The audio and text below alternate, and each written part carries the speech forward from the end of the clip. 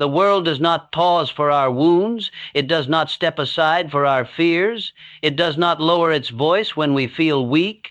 It moves on cold, vast, indifferent. And in that indifference, it demands something from us. Not tears, not pleading, but discipline. We have learned slowly, painfully, that if we are to survive in such a world, we cannot collapse every time the ground shakes beneath us. We cannot hand over our peace to every passing insult or disappointment. We cannot let our emotions, wild and untrained, drag us like prisoners through the day. No, we choose another path, a harder path, a path where we stand firm no matter how violent the storm becomes. When things fall apart, we do not perform for the world. We do not shout our suffering. We do not beg for relief. We hold ourselves upright. We breathe. We endure. We act as if nothing bothers us, not because we are numb, but because we have carved out a strength deeper than pain itself. We refuse to let anger steer us. We refuse to let fear pull us into darkness. We refuse to let despair decide who we are. We know the truth. Destructive emotions are the greatest chains a person can carry. Rage burns us. Envy poisons us, fear blinds us. And so we fight not with fists, but with mastery over our own minds. We become watchers of our thoughts, guardians of our reactions. Inside us grows a quiet, steady power, a power to choose calm when chaos surrounds us, a power to remain still when others break, a power to say, "This moment may challenge me, but it will not rule me." This way of living is not easy. It demands that we confront ourselves. It demands that we let go of the childish longing for a gentle universe. It demands that we transform hardship into fuel. But in return, it gives us something rare, an unshakable core, a mind that cannot be owned by circumstance, a heart that refuses to be destroyed by the world's cruelty. We walk this path together. We choose composure together. We rise above together. And in the darkest hours, when everything seems to crumble, we remember what we stand for: self-control, dignity, and the courage to stay unmoved.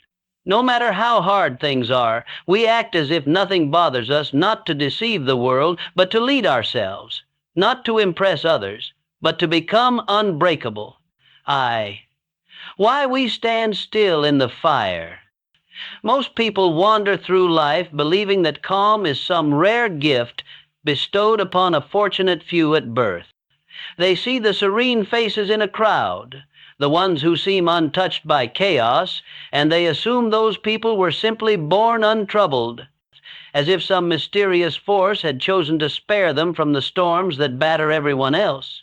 But anyone who has walked through real hardship knows the truth is different. Calm isn't a blessing handed down from above. Calm is forged. It is hammered out in the furnace of 1,000 disappointments and cooled in the silence of 100 defeats. It is not an inheritance, but an achievement, a quiet triumph built moment by moment, often without applause or recognition. Think of every time you have been insulted, every time someone's words or actions cut at your pride or tried to pull you into their storm. The easy reaction is to strike back, to raise your voice or sharpen your tongue. But when you choose instead to hold your ground, to let the wave crash and pass, you are doing more than avoiding conflict. You are building something. You are strengthening an invisible muscle, the one that lets you carry yourself with dignity even as others lose theirs. Every time you swallow the urge to lash out, every time you refuse to stoop to another's level, every moment you stand upright while the world tries to bend you out of shape, you notch another victory in the slow, patient work of self-mastery. The world may not notice these moments. They rarely make headlines, but they add up. They build a quiet power within you that no one can see, but everyone can sense. If you want the world to respect you, you must first learn to respect yourself, not in the easy hours, but in the hardest ones. Anyone can smile when the sun is shining, when fortune is kind and the path is smooth.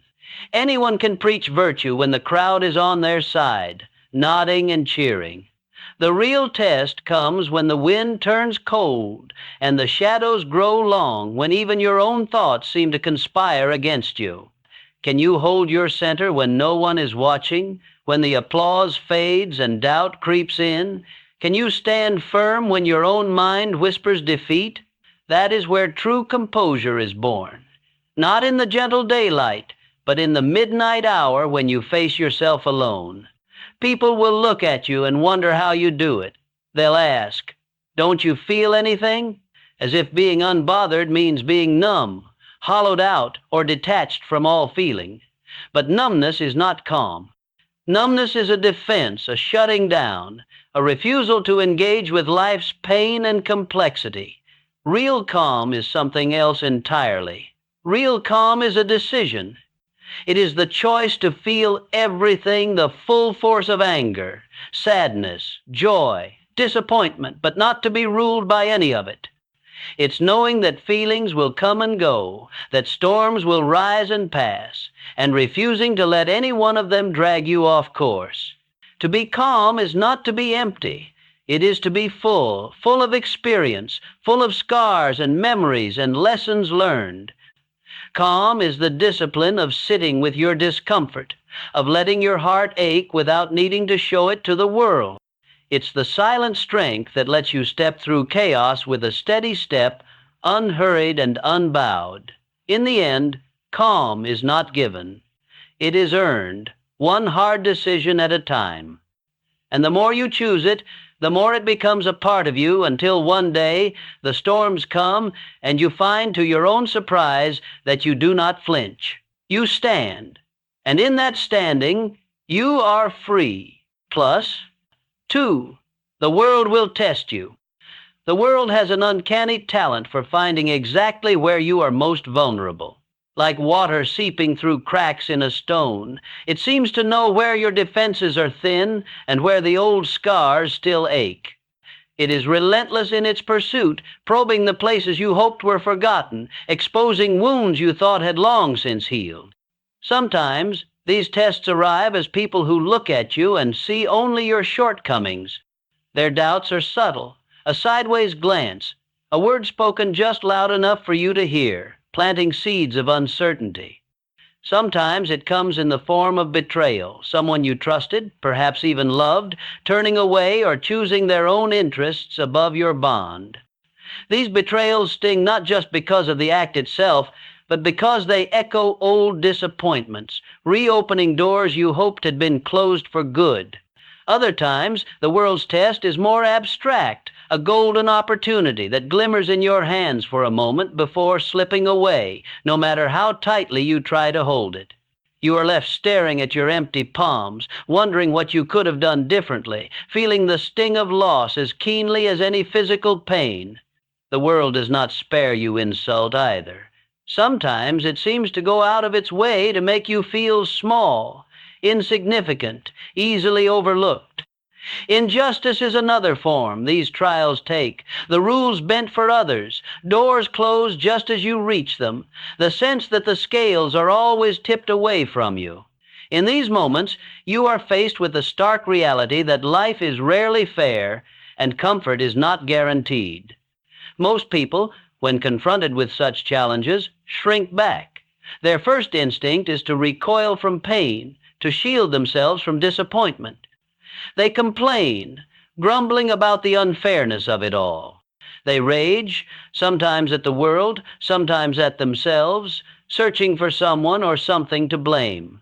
Some fall into despair, begging for relief, hoping that if they make themselves small enough, invisible enough, they might be spared the next blow. It's a natural reaction. We are taught from a young age to avoid pain, to seek comfort, to protect ourselves from the unpredictable chaos of life. But that is not our way. Those who walk the path of real growth do not hide from these trials, they welcome them. For we know, deep down, that the world is not interested in making us comfortable. It is interested in making us capable. Comfort may feel good in the moment, but it breeds softness, complacency, and stagnation. True capability, the kind that endures, is forged in the fire of adversity. Every difficulty, every disappointment, every heartbreak is an invitation to become more than we were before. Every hardship that appears before you is not just an obstacle, it is a question, quietly asked of your spirit. How will you respond? Will you meet the challenge with bitterness, letting resentment take root and sour your perspective? Or will you greet it with composure, standing tall in the face of difficulty, refusing to let the situation dictate your inner state? Will you drown in self-pity, seeing yourself as a victim of fate? Or will you reach for self-command, asserting your power to choose your response no matter the circumstance? Each day, life sets the stage anew. It will test you with a fresh set of trials, some small and some overwhelming. The choice is yours. Will you act as if nothing bothers you, not because you are numb or empty, but because you have discovered an inner strength that cannot be shaken?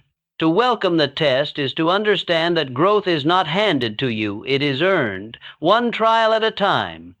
In this way, every challenge becomes an opportunity, and every pain becomes a lesson, shaping you into someone who is not only capable, but truly unbreakable. 3. The art of unshakable presence. Imagine this scene for a moment. You step across the threshold and enter a room where chaos reigns. There is shouting, frustration, and a low hum of unease that buzzes in the air. Some faces are twisted with anger. Others look lost in confusion or paralyzed by fear. The energy is restless, like a storm trapped within four walls. Most people, caught in such an environment, become swept up in it without even realizing. Voices rise, tempers flare, and a single spark can ignite a chain of reactions that leaves everyone shaken. But you move differently. You are like a stone in the middle of a rushing river. The water, wild and relentless, surges all around you, but it cannot dislodge you. The current bends, splits, and swirls, but you remain anchored, unmoved from your place. There is nothing flashy or boastful about your presence. In fact, your power is found in your quiet steadiness. The world can't help but notice. Not because you shout to be heard or dominate the conversation, but because, in a room full of shifting emotions, you are a fixed point, calm, clear, and unshakable. This is the art we practice every day. It is not the art of avoiding storms or pretending that storms do not exist. Rather, it is the art of walking through the tempest and remaining dry, of holding your dignity when insult flies like arrows. It is the practice of absorbing loss and still finding the strength to put one foot in front of the other. We do not deny pain, nor do we make light of it. Pain is a part of life, as real as the air we breathe and the ground beneath our feet. But there is a crucial difference between acknowledging pain and allowing pain to rule our actions. Most people are swept into the great theater of life without pause. Every slight, every careless word, every rumor becomes a performance, drawing them in as unwilling actors. The urge to respond, to defend oneself, to prove a point, or nurse a grudge is almost overwhelming. The world rewards those who are quick to react, who shout the loudest, who give in to the drama of the moment. But true living, the kind that endures, that leaves a mark not on the world, but on the soul, is something different. Those who endure, those who truly thrive, have learned a discipline that sets them apart, the discipline of self-command. This discipline is not about denial or repression. It is about cultivating the ability to stand in the center of your own experience and choose your response with intention. They do not allow the unpredictable events of the outside world to dictate the atmosphere of their inner world. Instead, they become the architects of their own internal weather, maintaining calm when storms break all around. When you practice this art, you begin to see life's challenges for what they truly are: opportunities to strengthen your resolve and deepen your character. Insults become tests of dignity. Loss becomes a chance to move forward with grace. Pain, rather than being something to flee, becomes a teacher, a force that sharpens your sense of what matters and reminds you of your own strength. To walk into chaos and remain calm is no small feat. It takes years of effort, countless moments of choosing patience over anger, silence over argument, and acceptance over resistance. But the result is worth it.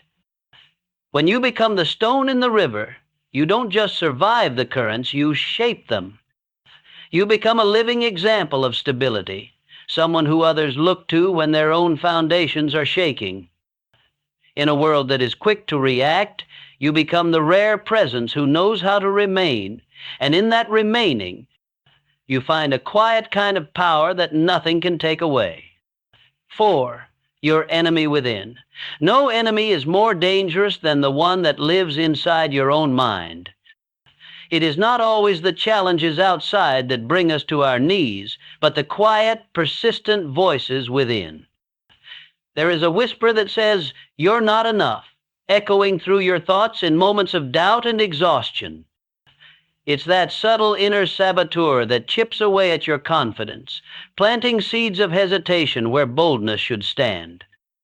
The most cunning adversary is not always found on the battlefield of life, but in the private corners of your own thinking, the silent doubts that erode your ambitions, the lingering guilt over past mistakes, and the flashes of anger that distract you from what matters most. This inner enemy is relentless. It is the doubt that, if left unchecked, convinces you to shrink your dreams until they are small enough to fit inside a box labeled safe. It is the anger that stirs up battles with imagined foes, that pushes you to fight shadows and defend your pride when what you truly need is to forge your own path forward. Sometimes it's not even the loud voice of criticism, but a quiet suggestion, a subtle urge to give in, give up, or turn back just as you are about to make progress. All the while, life continues to unfold around you, full of people and events you cannot control. You cannot always shape the world to your liking. You cannot guarantee that people will treat you with the kindness or understanding you desire.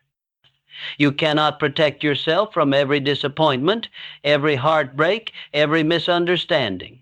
The world will test you, not just once, but again and again. People will misunderstand your intentions, question your motives, or wound you without reason. Some will judge you unfairly, others will let you down, and sometimes life will seem impossibly indifferent to your hopes. But here lies the great truth. While you cannot dictate the actions of others, you can determine how you respond. You can make the decision, again and again, that nothing from the outside will shake the deep pillars of who you are. That is your power. Your strength is not measured by your ability to control circumstances, but by your refusal to let those circumstances control you. You can choose not to surrender your mind to anger, even when provoked. You can decide not to let envy poison your heart, even when others appear to have more. You can refuse to let the world, its chaos, its unfairness, its unpredictability be the author of your mood. Every day you wake up, you are entering a new battle, and the true opponent is not the world or the people around you, but the shifting tides within yourself. Guard your mind as you would guard a fortress. Do not grant anger the keys to your peace, nor allow insecurity to become the architect of your decisions. Stand watchful over your thoughts, knowing that the tone of your inner dialogue shapes the outcome of your days. Resolve that your character will not be dictated by passing storms, and your mood will not be at the mercy of the world's turbulence. When everything around you is unsettled, when voices are raised, tempers flare, and chaos seems to reign, let us be the axis that does not spin. Let us be the steady point in a turning world, the calm in the storm, the one who holds fast when everything else wavers. This is the real battle, the one that matters most, and it is won not by conquering others, but by mastering ourselves. In the end, peace is not something the world gives to you. It is something you build, moment by moment, from within. 5. Practice every day, every hour. How does one truly become unbothered? It is not achieved by running away from the world or by building high walls to protect yourself from every sting and slight. The unbothered person is not someone who hides or retreats, but rather someone who steps into the world fully present, eyes wide open, and refuses to flinch in the face of challenge. True composure is not found in avoidance, but in courageous engagement with every part of life, the good and the bad alike. Every insult that comes your way is not just an arrow aimed at your heart. It is also an opportunity. Each time someone tries to provoke you, to unsettle your calm or undermine your confidence, you are being handed the chance to practice patience. You could react and let anger take over, but with practice, you learn to let the moment pass, to respond with dignity rather than defensiveness. Slowly, this becomes a habit. The world tests your patience, and every time you hold your ground, your inner strength grows a little bit stronger. Failure, too, is not something to be feared or resented. Every mistake, every setback, every missed opportunity is a lesson in humility. To stumble is not a mark of shame, but a natural part of the journey. When you fail, you learn to bow your head, admit your humanity, and find the courage to try again. Humility is the soil in which resilience grows. The more you accept failure as part of the process, the less it can shake your core. You come to realize that being unbothered does not mean being perfect or immune to disappointment. It means embracing life, setbacks and all, without letting them define your self-worth. And what about fear? Fear is a constant companion on the road to becoming unbothered. It whispers that you are not ready, that the risks are too great, that disaster is waiting just out of sight. But every fear is also a test of resolve. The more you face fear head-on, refusing to run or shrink away, the more you prove to yourself that you are stronger than the things that scare you. Fear loses its power when you meet it with steady eyes and a willing spirit. Even trembling, you step forward. Even uncertain, you hold your ground. Of course, you will not always win. There will be days when anger bursts through your composure like a flash of lightning, when fear tightens around your chest and makes it hard to breathe, when despair darkens your thoughts and clouds your judgment. These moments are inevitable. They do not mean you have failed. Even then, the practice continues. You begin again as often as needed. You pause, you steady your breathing. You remind yourself that your dignity is yours alone. It is not something that can be granted or taken away by the world. It is your birthright, and you can reclaim it at any moment, no matter what has happened. This is the essence of the practice. Every day, every hour, every interaction is a chance to begin again. Be slow to anger, no matter how tempting it is to strike back. Be quick to forgive, even when old grudges feel justified. Hold your composure not as a favor to the world, not because others are always worthy of your restraint, but because you are. You deserve the peace that comes from mastering yourself. In practicing patience, humility, and courage, you are building a foundation that the world cannot shake. Over time, you become unbothered not because nothing touches you, but because you know deeply that you are strong enough to endure whatever comes. 6. the red thread, meaning overmotion. You were not born to live at the mercy of your moods, swaying helplessly from joy to sorrow, from peace to anger. Every time the wind changes, you were not made to be a puppet pulled by the strings of circumstance, helpless before the whims of fortune or the moods of others. Within you, even now, is a power more constant than the storm, a place of steadiness, a core of quiet strength. Life, for all its unpredictability, has a certain pattern. There is a red thread that runs through every difficulty, every disappointment, every unexpected blow. It is not a thread of suffering alone, but of invitation, a subtle calling that echoes in every hardship. The invitation is always the same: rise above. Stand unmoved, even as the world shifts and trembles around you. Act as if nothing bothers you, not because you are blind to trouble, nor because you are numb to pain, but because you have discovered something deeper than the surface turmoil. To rise above is not to pretend hardship doesn't exist. It is not to plaster on a false smile or bury your feelings beneath layers of pretense. True composure is not denial. It is the fruit of strength, patiently cultivated in the shadows of struggle. Every hardship, every testing moment is a quiet summons to become more than you were yesterday. The universe does not offer these trials to break you, but to reveal the unbreakable part within. You may not control what arrives at your door, but you can always decide how you answer.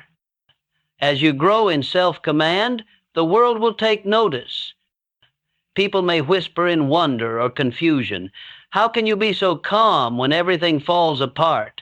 How do you keep your balance when everyone else is swept away by the tide? It's a question spoken in awe, sometimes in suspicion, as if calmness itself is a secret or a trick. But your answer does not come in long explanations or in proud proclamations. Your answer comes in the steadiness of your gaze, the quiet confidence in your posture, the softness and patience in your decisions. You show, rather than tell, what it means to be rooted. True strength is silent. It is not the loudest voice in the room or the one most quick to react.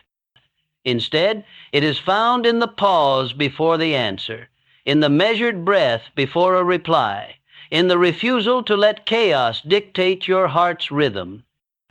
When trouble stirs around you, when arguments flare or plans collapse, your response becomes your message to the world. A calm presence is felt before it is understood. A steady heart calms the surrounding storm. To cultivate this calm, you practice day after day, moment by moment. You learn to notice your moods without surrendering to them. You observe anger rising, but you do not let it steer the conversation. You feel sorrow moving through you, but you do not let it color every decision. You see fear crouching at the edges of your mind, but you do not allow it to choose your path. In this way, you honor your emotions as guests, not as rulers. You acknowledge circumstance, but you never kneel to it. Over time, this inner discipline becomes your second nature. You are no longer at the mercy of passing moods or changing tides. The world remains chaotic, unpredictable, sometimes even cruel, but you are rooted. You move through life as the mountain stands through every season, battered, weathered, unshaken. And in your composure, you offer a quiet answer to the world's most pressing question, not with words, but with your unwavering presence. 7, legacy, the only thing that endures. In every human life, storms are inevitable. They do not ask for your permission. They arrive unbidden, sweeping through the landscape of your days and leaving nothing quite as it was before. These storms take many forms. Some are born of external circumstances, while others arise from the hidden weather inside our own minds. Sometimes they are the sudden and unexpected losses that steal your breath away, a loved one gone too soon, an opportunity slipping silently through your fingers. Sometimes they are the insults, the sharp words or betrayals that echo in your memory long after the moment has passed. And sometimes they are the slow, grinding pressures of daily living, the mounting responsibilities, the relentless uncertainty, the weight of expectations that never seem to lift. But there is a universal truth woven through all of this. No storm, however fierce, lasts forever. Even the blackest clouds will drift away. The winds will lose their fury, and the rain will cease. The world, in its infinite cycle, restores itself to calm.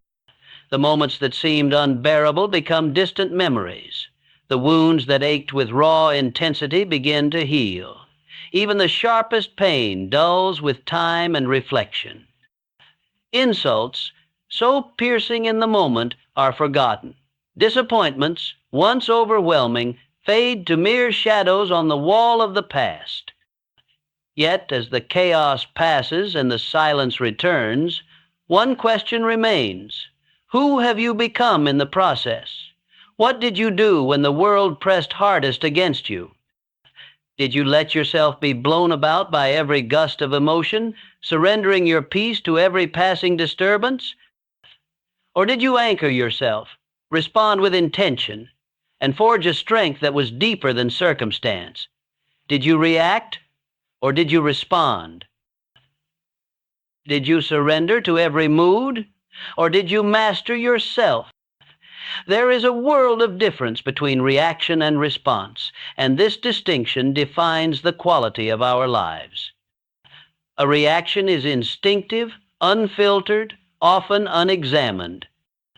It bursts forth as soon as a trigger is pressed, a word spoken in anger, a decision made in haste, a feeling allowed to rule over reason.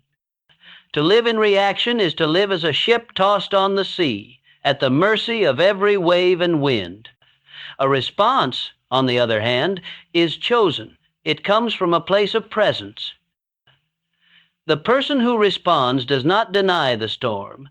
They feel its force, register its reality, but they choose their next move carefully.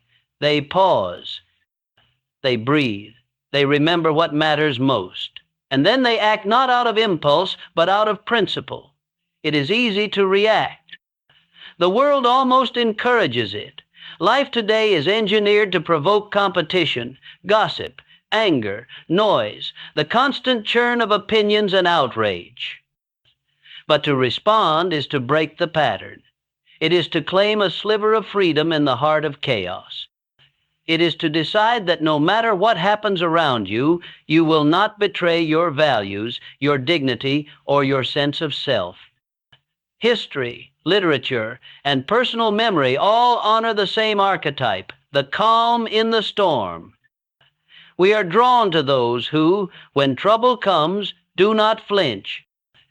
Their stories endure not because they never struggled, but because they met struggle with something greater than fear or anger. We remember those who act not out of desperation, but out of conviction. Those who carry themselves with a dignity that is unshakable, no matter how hard the world tries to break them. Consider the leader who speaks softly while others shout, who stays patient when others panic. Consider the friend who offers steady support in crisis, who does not abandon themselves or you when things fall apart. Consider the ordinary person who faces hardship, not by pretending it doesn't exist, but by meeting it fully, breathing through the pain, making wise choices even when the ground is shifting. What sets these people apart is not their immunity to trouble, but their refusal to be defined by it. Their calm is not passive. It is not a lack of feeling or a cold indifference. It is an active, courageous choice, one made again and again, sometimes 100 times in a single day. Many people think the secret to peace is to avoid hardship altogether. They spend enormous energy trying to dodge discomfort, shield themselves from criticism, and sidestep any situation that might stir up pain. They believe that if they can just arrange the right circumstances, enough security, the right relationships, the perfect environment, then they will be safe from the storms. But avoidance is not presence. It is a kind of sleepwalking. The person who lives in avoidance never really lives at all, for life, by its very nature, contains hardship. No wall is high enough to keep out disappointment. No plan is perfect enough to eliminate loss. Sooner or later, the storm comes, and when it does, those who have spent their lives running are often the most shaken by its force. True presence means standing your ground. It means refusing to hide from pain or pretend it isn't real. It means letting hardship enter your life, not as an enemy to be vanquished, but as a teacher to be respected. You absorb what comes. You transform it not by denying its existence, but by allowing it to deepen you, to make you more compassionate, more courageous, more fully alive. To act as if nothing bothers you is not to posture or perform for others. It is not about impressing the world with a mask of stoicism. Instead, it is about building a fortress within a sanctuary of stability, a wellspring of resilience. This is an inner place that cannot be breached by insult, by disappointment, or by the ever-changing opinions of others. This fortress is not a rigid shell. It is alive, flexible, and evolving. It is made of every lesson learned in hardship, every small victory over anger, every moment you chose patience over reactivity. With each challenge you face and overcome, you lay another stone in its foundation. You begin to recognize that composure is not something you are born with, but something you earn brick by brick, decision by decision, moment by moment. The work is quiet and often unseen. There is no applause for the person who, in the privacy of their own heart, chooses understanding over rage, or perseverance over despair. Yet this quiet work is what shapes you into someone who cannot be easily moved by the chaos around them. To truly master yourself, you must become skilled at absorbing hardship, not in the sense of numbing yourself or shutting down, but by letting the experience pass through you, refining you rather than corroding you. Each insult, instead of being a poison, becomes a prompt, a chance to reflect, to reframe, to choose how you want to show up. Failure is no longer a mark of shame, but a chapter in your education. Loss is not a sign of weakness, but a natural part of life's rhythm. When you live this way, hardship does not shrink your world. Instead, it expands your capacity for compassion, empathy, and strength. You become someone who can hold space for others, who can weather storms with a sense of dignity and grace. There is a temptation to believe that the goal is to be unshakable all the time, that if you just try hard enough, you will reach a state where nothing can touch you, where you are immune to feeling pain or doubt or fear. But perfection is not the aim. Presence is.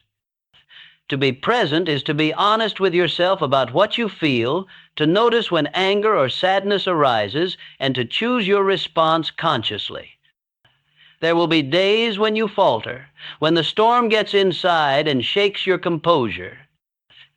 There will be moments when you are tempted to react rather than respond, to lash out rather than listen, to shrink rather than stand tall.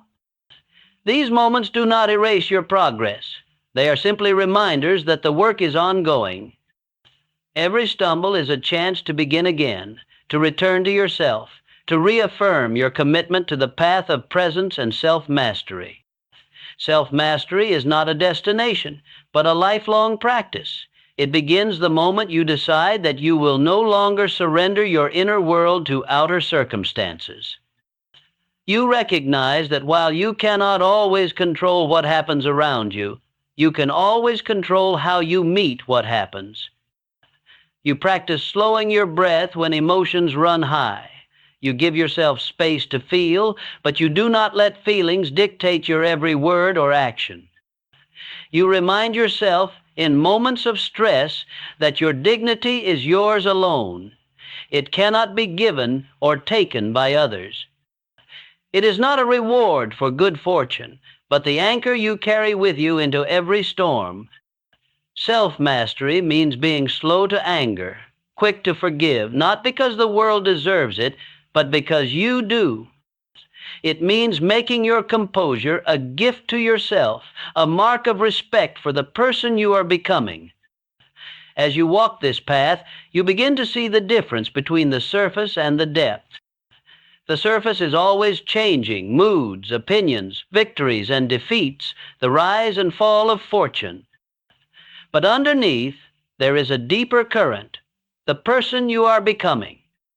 You act as if nothing bothers you, not because you are cold or indifferent, but because you have learned that nothing external can shake your true foundation. You become the calm in the storm, the steady hand in a world that trembles with uncertainty.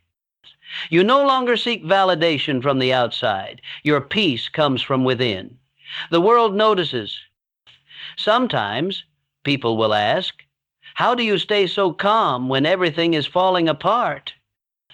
Your answer will not be found in elaborate explanations or clever words, but in the quiet presence you bring to every situation. Your steadiness becomes a refuge not just for yourself, but for those around you. You become someone others can trust, someone who inspires courage simply by being there.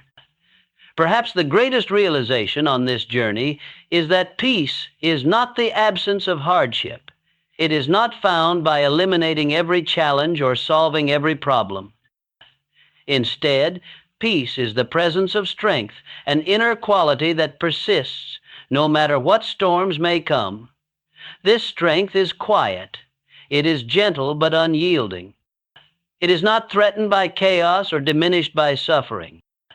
Rather, it grows stronger each time you choose presence over panic, response over reaction, self-mastery over surrender. To build this kind of peace is to build a legacy not just for yourself, but for everyone you touch. Your life becomes a living answer to the chaos of the world, a testament to the power of composure, patience, and inner dignity. The process of becoming unshaken is not dramatic. It happens in small ways, every day. It is the choice to listen rather than argue, to breathe rather than blame, to stand firm rather than flee. It is waking up each morning with the intention to respond to life, not to be swept away by every wave, but to be the stone that remains. Over time, the cumulative effect is extraordinary. You notice that insults do not sting as sharply. Setbacks do not throw you off course. You recover more quickly from disappointment, forgive more easily, and hold your head high even when the world tries to pull you down. You become, in the best sense, untouchable, not because nothing can reach you, but because you are strong enough to let everything pass through you without losing your center. The world is always watching. Often, the most powerful lessons are not taught through words, but through the silent witness of example. When you hold your composure under pressure, when you meet difficulty with grace, you show others that it is possible. Your calm gives others permission to find their own center. Your quiet strength becomes a beacon. In this way, self-mastery is not just a gift to yourself, but an act of service. In the end, the storms will pass, the wounds will heal, and the insults will be forgotten. What will endure is not the hardship itself, but who you became in the process. The quality of your presence, the way you responded to challenge, the dignity with which you carried yourself, this is what remains. You do not achieve this by hiding from hardship or denying pain. You achieve it by stepping fully into life, absorbing what comes, transforming difficulty into depth, and building a fortress within. You act as if nothing bothers you, not to impress others, but to build an inner life that is rich, deep, and unassailable. And so, as you continue walking this path, day after day, you discover the true nature of peace. It is not something that comes when life is easy. It is not something fragile or fleeting. Peace is the presence of strength, the strength you have built moment by moment, storm by storm, choice by choice.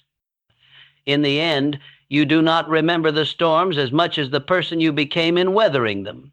This is what remains when all the storms have passed.